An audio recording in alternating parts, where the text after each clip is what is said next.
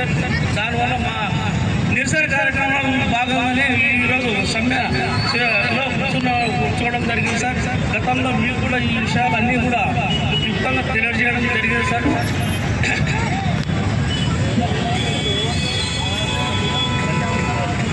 మూల్యమైన voice ఇస్తారని ఆశిస్తున్నాం.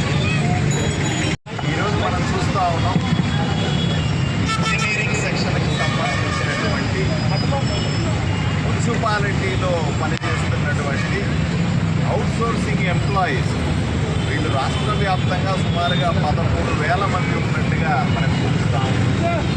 వీళ్ళందరూ కూడా గత 13 రోజులుగా, ఇది 14 రోజులు, గత 14 రోజులుగా ఇలాగ టెంట్ చేసుకొని రాష్ట్ర వ్యాప్తంగా సమ్మె చేస్తూ ఉన్నారు.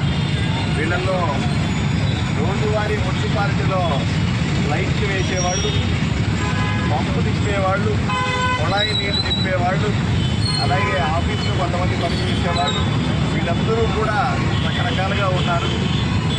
వీళ్ళ ప్రధానమైన డిమాండ్ జీతాలు తక్కువగా ఉన్నాయి.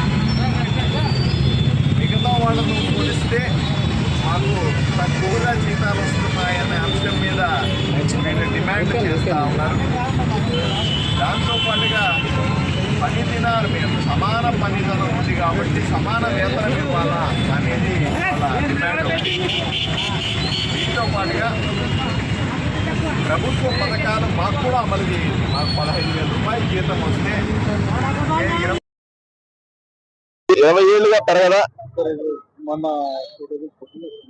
కొంత పెరిగింది కానీ తగినంత స్థాయిలో పెరగట్లేదు. కుటుంబాలు ఎలా నడపాలా అని వీళ్ళు బాధపడతా ఉన్నారు. అదేవిధంగా రిటైర్మెంట్ ని 60 నుంచి 62 ఏళ్లకు పెంచాలని కోరుతా ఉన్నారు.